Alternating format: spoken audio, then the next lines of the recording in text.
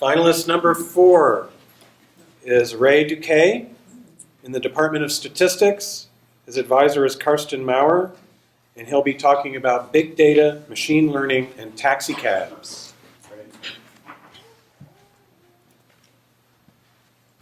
In the 1950s, Arthur Samuel at IBM wrote a computer program that allowed him to play checkers against a computer. And by enabling the computer to study different winning board configurations and incorporating those into the program, the computer consistently got better the more games it played, and Arthur realized that he had created a machine that is capable of learning from data.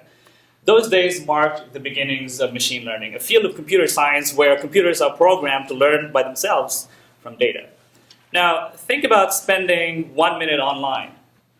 Data generated during that amount of time include 150 million emails, 3 million YouTube videos, 50,000 Apple app downloads. And these massive piles of data, which we collectively call big data, are a highly prized commodity by organizations because great insights can be harvested from information that is buried in. And this is where I come in. My research focuses on writing and developing machine learning algorithms, the specific steps that a computer follows in order to learn from data. And to do this, we have to find publicly available data sets. And I currently use the New York City taxicabs data, 6 years worth of it, which is a pretty massive data set with more than 1 billion entries. And there are 2 ways that a computer can be taught to learn from data. We call this supervised and unsupervised learning. Now, suppose I show a child a banana and an orange. This is a banana, this is an orange, and I do that repeatedly with different varieties of bananas and oranges. And after a week of doing that, I show her an orange she has not seen before and ask her what it is. She'd be readily able to tell me that it is an orange. That is supervised learning. We show the computer taxicab passengers locations and pickup times and pickup dates and corresponding ride durations. And after the computer learns from that data, the computer can then predict a passenger's ride duration based on the information that is given on location or date and or time.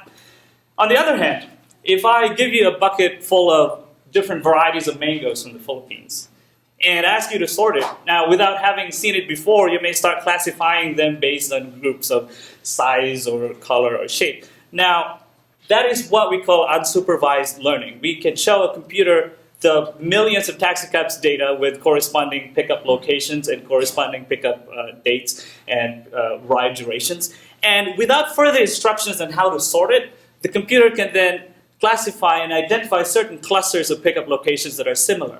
Perhaps multiple riders come from, perhaps rides take a long time, and so on. And this is unsupervised learning, that we can teach a computer to classify data without any further help or instruction.